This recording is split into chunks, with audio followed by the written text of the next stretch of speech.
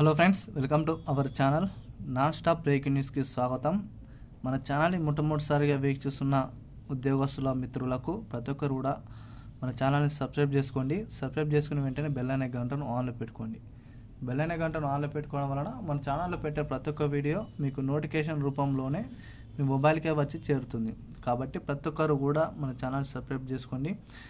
అదేవిధంగా వీలైన త్వరగా వీడియో అందరూ కూడా షేర్ చేయడానికి ప్రయత్నించండి. ఉద్యోగులకు సంబంధించిన అదిరిపోయే శుభవార్త అయితే తీసుకురావడం జరిగింది. దీనికి సంబంధించిన పూర్తి సమాచారం కూలంకుషంగా సవివరంగా వీడియోలో అయితే చెప్పడం జరుగుతుంది. వివరాల్లోకి వెళ్ళిపోయినట్లయితే ఉద్యోగులకు గుడ్ న్యూస్. డిఏ 2% పెంపు రాష్ట్రపతి సంచలన నిర్ణయం. కేంద్ర ప్రభుత్వ ఉద్యోగస్తులకు కేంద్ర ప్రభుత్వం నుంచి ఒక అదిరిపోయే శుభవార్త అయితే రావడం జరిగింది. ఎప్పుడా అని ఎదురు చూస్తున్న డిఎన్ఎస్ అలవెన్స్ అనేది ఒక కొలిక్కి అయితే రావడం జరిగింది. అయితే ప్రభుత్వం అయితే ఉద్యోగస్తులకు ఒక గొప్ప శుభ పరిణామంగా భావించవచ్చు. డిఏ అనేది 53% నుండి 55%గా పెంచడానికి అవకాశాలు అనేది 100కి 208% అయితే కనిపిస్తున్నాయి.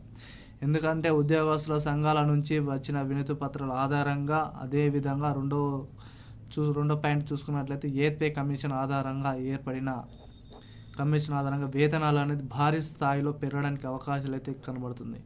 ఒక సగటు ఉద్యోగి దాదాపు ఒక నెలకు 79,794 రూపాయలను పొందడానికి అవకాశం అయితే కనిపించడం జరుగుతుంది.